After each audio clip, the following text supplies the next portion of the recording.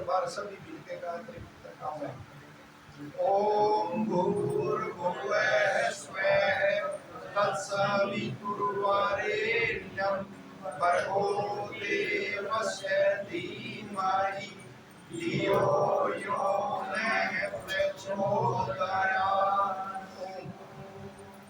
बड़े सौभाग्य का अवसर है कि बोहर गांव के जो हमारे भाई मास्टर जी गणित के प्राध्यापक और बहुत ही मेहनती व्यक्तित्व के धनी श्री आनंद जी हैं, उन्होंने अपने दादा और दादी के नाम से पुस्तकालय का निर्माण किया है मस्तनाथ नगर रोहतक में।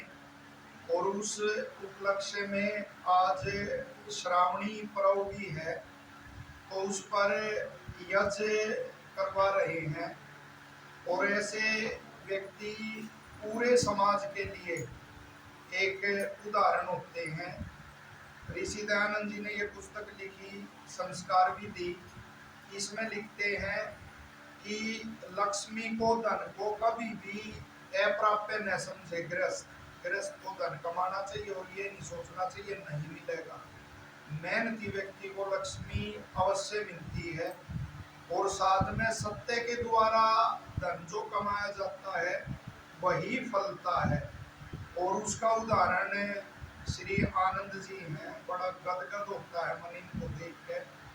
हमारे को बताते हैं कि कैसे एक चप्पल कैसी है, कैसी है, और साधारण सा कुर्ता आदि वो पहन के कॉलेज में जाना, और फिर गणित के द्वारा एक विशेषज्ञ बनना मैथ से, और सरकारी सेवा में लगना, वहाँ भी संतुष्टि नहीं होना, वहाँ भी आगे और एकेडमी आदि चलाना, और फिर आगे बढ़ के और प्रॉपर्टी आदि का कार्य करना।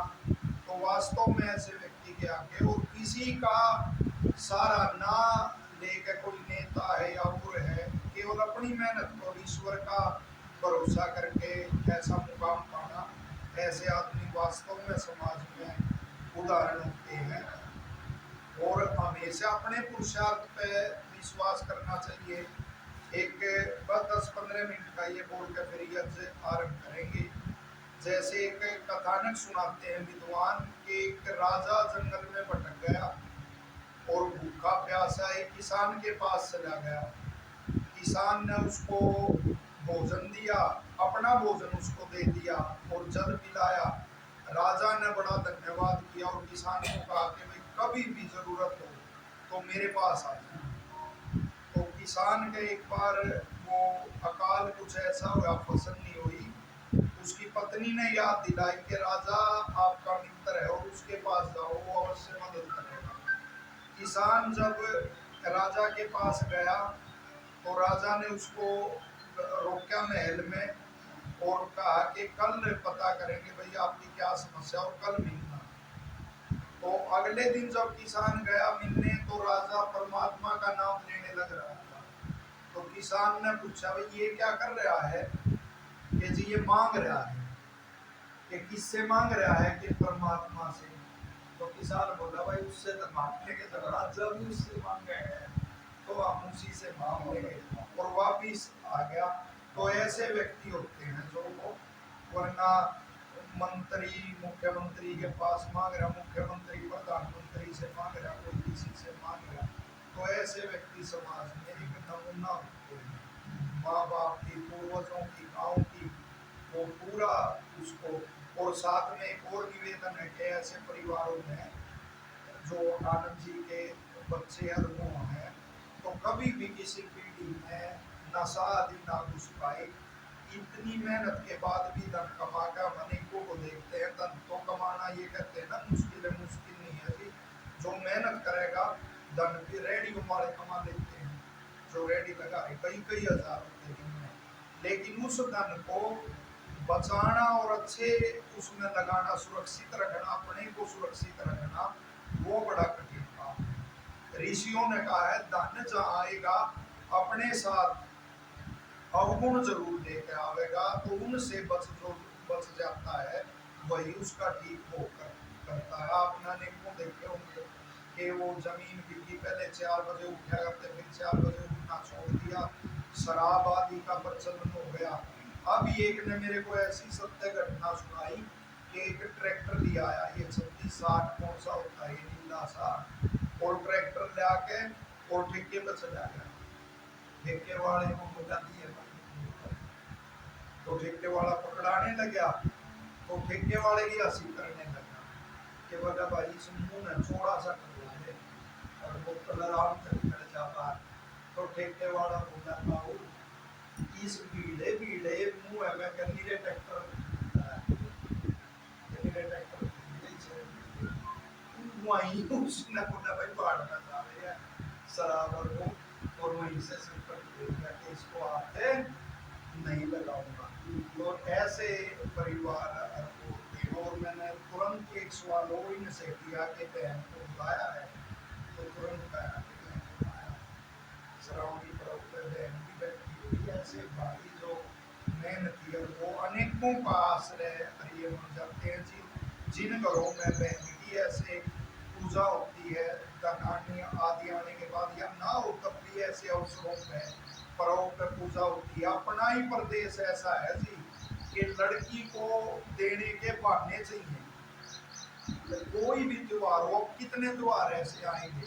अब इससे पहले गया एक तीज, अब रक्षाबंधन आ गया, आगे क्या होगा दिवाली। तो अब सब बहनों को ही देने के लिए बहाने होते हैं, जो हमारे घर से चली गई उसका भी यहाँ वो है, वो भी उतनी हकदार जितने हम हैं, और मान सम्मान उसका पूरा करेंगे। हमारे एक महामती चाणक्य हुए, वो लिखते हैं कि जो बहन दुखी है या परेशान है, यदि माता पिता और उसका भाई उसका प्रबंध नहीं करते तो उसको राजदंड दिया जाए। ये अर्थशास्त्र चाणक्य ने लिखा ना, उसमें ये लिखा हुआ।